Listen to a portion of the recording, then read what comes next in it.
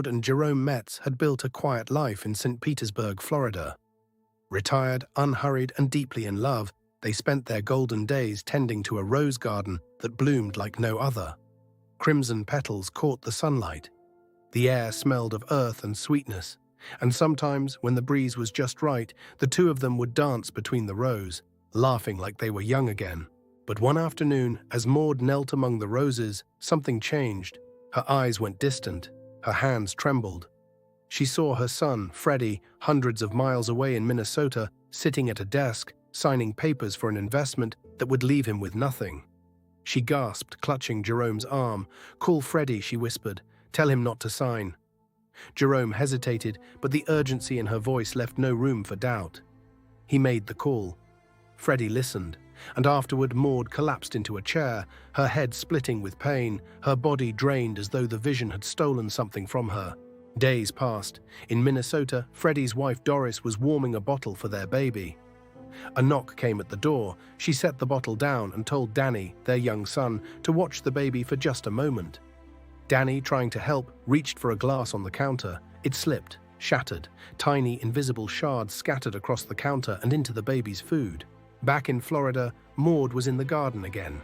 And again the vision struck. She saw it all, the broken glass, the baby's bowl. Her breath caught in her throat. "Jerome," she cried, "call Doris. Now, tell her not to feed the baby. There is glass in the food." Jerome ran inside and dialed. Doris checked the bowl, and sure enough, glinting in the light, were tiny splinters of glass. The baby was safe, but Maude was worse than before. She could barely stand. A doctor came to examine her. He found nothing medically wrong, no infection, no disease, nothing he could name. But he had a theory. "It is the garden," he told Jerome quietly.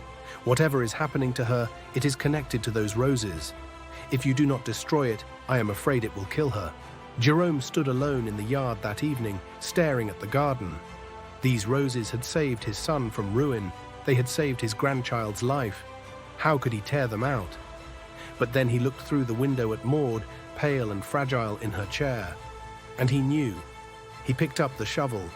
One by one, he uprooted the bushes. He tore the trellises down. He ripped every last bloom from the earth until the garden was nothing but dirt and broken stems. When it was done, the phone rang. It was Freddie. "Dad, I just wanted to thank you again. That investment would have ruined me. You and Mom saved everything." Jerome swallowed hard, and then Freddie said something that made Jerome's blood run cold. "Take special care of that rose garden.